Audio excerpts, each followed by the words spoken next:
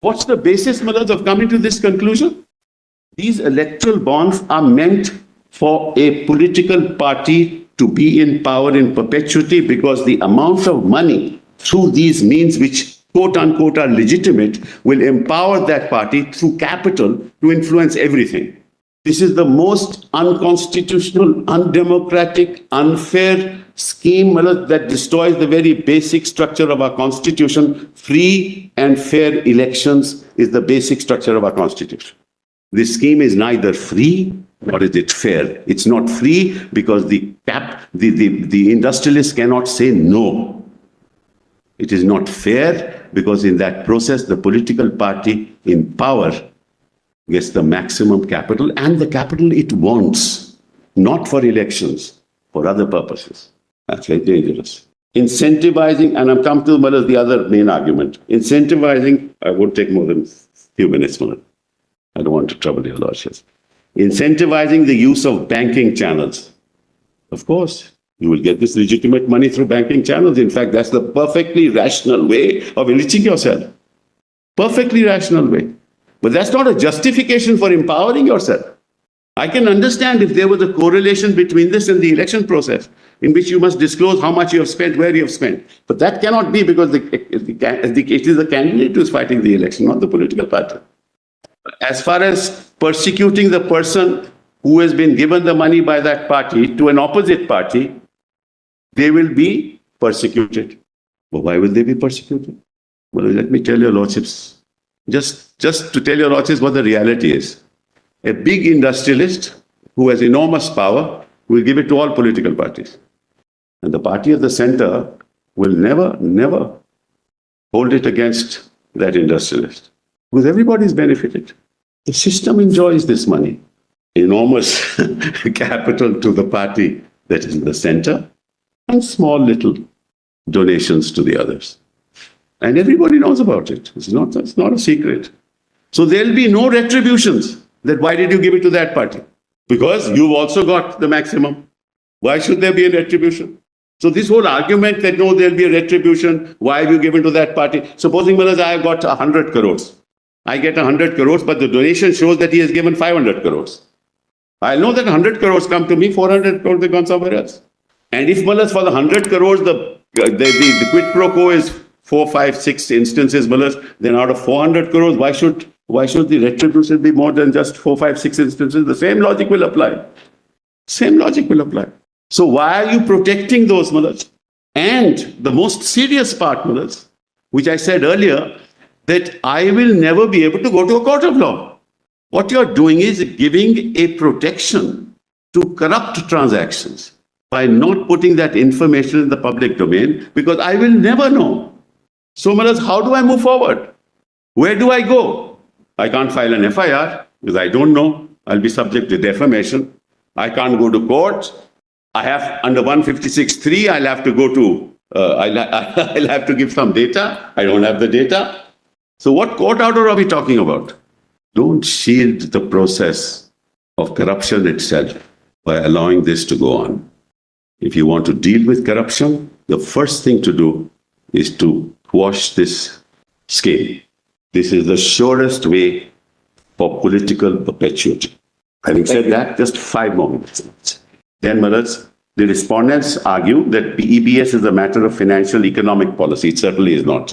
It deals with elections, nothing to do with financial policy. In fact, the EBS and amendments on which it is based changes the very ground rules of the electoral process. The very ground rules, which negates any presumption of constitutionality and on the contrary requires heightened judicial scrutiny. That's the answer to that question of financial and economic policy. Economic policy in the bearer bonds issue, because that way you can bring black money into the economic system and pay tax on it. This has nothing to do with it. 2, he says, they argue that making the identity of donors an extension of secret ballot, the right to vote and donating of funds are distinct. The right to vote is secret ballot. Donation of funds cannot ever be secret. 3, he says, there is no uneven playing field. I will demonstrate it to yourself that the entire field is uneven. 4, they say the respondent has distinguished ADR and PUCL on the ground that the information sought for in those cases already existed and just needed to be disclosed. In this case, the only reason the information about the identity of donors is unknown in the present case is the structural design of the system. You have structured the scheme in such a way that it's unknown. So, I really don't want to say anything more. All I can say is, what is the public interest that is being served here? I don't understand what the public interest is. Public interest not to know, not to disclose. And who are you protecting? For what purpose are you protecting these people? You are actually protecting yourself because you know who has donated. It is self-protection, self-preservation, self-perpetuity. How can the public interest in protecting the identity of donors outweigh the public interest in the public's right to know, to be free from corruption? So politics, as I said, it's impossible for us to get rid of free money, black money, No country in the world has got rid of it. Let's be clear on it. All your lordships can do is to tell the government, this is not the way forward. You want to deal with it in a way that is transparent, that gives us the confidence that it is not for you, it is for the larger public interest. I buy shares in a company.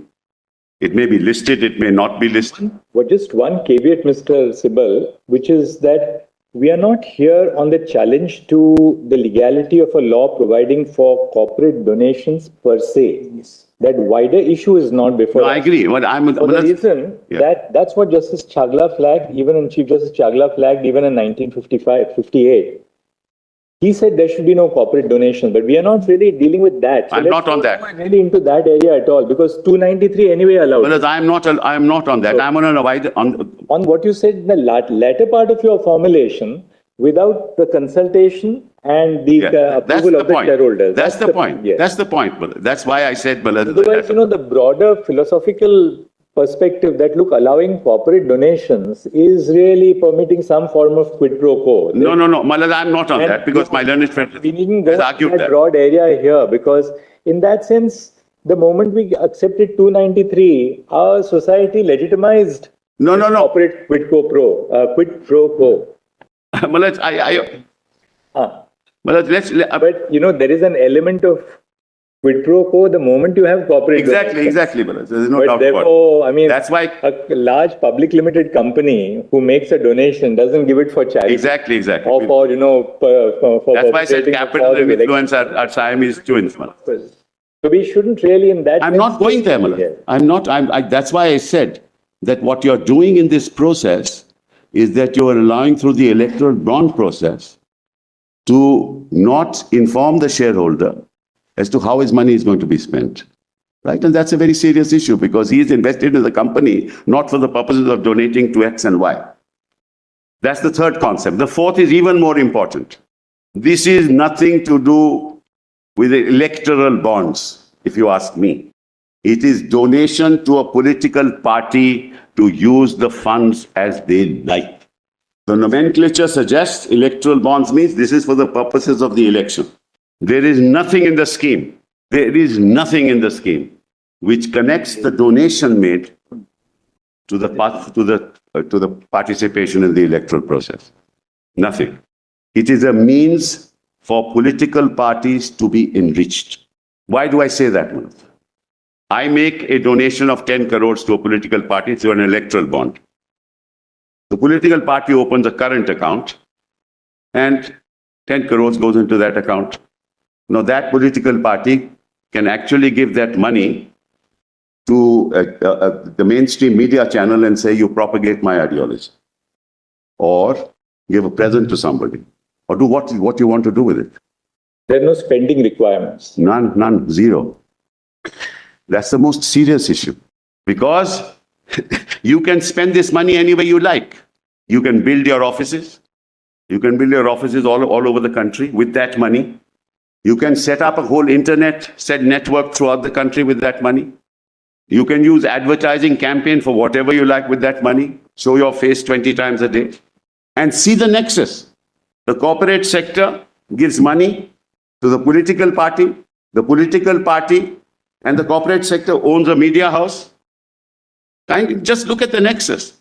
The corporate donor owns the media house. The corporate donor gives it to the political party. The political party uses the media house. No questions asked. What are you hinting at, Mr.? I'm sorry? What are you hinting at? Mullah, you close the account, that's the end of the matter, Mullah. You get the money, close the account, but That's it, and then you spend it the way you want. Well, this is not a scheme for well, I can understand. Well, quite frankly, I can understand the corporate sector being told that we impose a cess like education cess. You impose a cess on the corporate functioning of companies. With that cess, you have a capital, and capital you distribute in accordance with the representation in the Lok Sabha. So everybody has the same amount, and the same money can be used for that. What you're doing now is entirely different. You are saying you give me as much money as you want to give me. That Aziz argued, Mullah, that... So your submission is this is not money for electoral participation, but money for enriching the political party, individual party. It's just enriching the party. There are no spending requirements, there's no auditing requirement as to how the money accountability. Utilized, nothing. No accountability. Absolutely no accountability. What's the next point? The last point, but the fifth point, is that in fact it protects the nature of the scheme protects those who have committed a crime. I'll give you an example. Under the Prevention of Corruption Act, Section 7 of the Prevention of Corruption Act, you give money to a public servant. Members of Parliament are public servants. Many members of the political party who are in the fray are public servants. Now, as your Lordship knows, under Section 7, you can also prosecute a person in anticipation of a favor, not just having granted a favor. So you give a donation, no questions asked, you get a favor, you cannot correlate one with the other, and I can't prosecute you. This is a scheme to protect criminals from being prosecuted.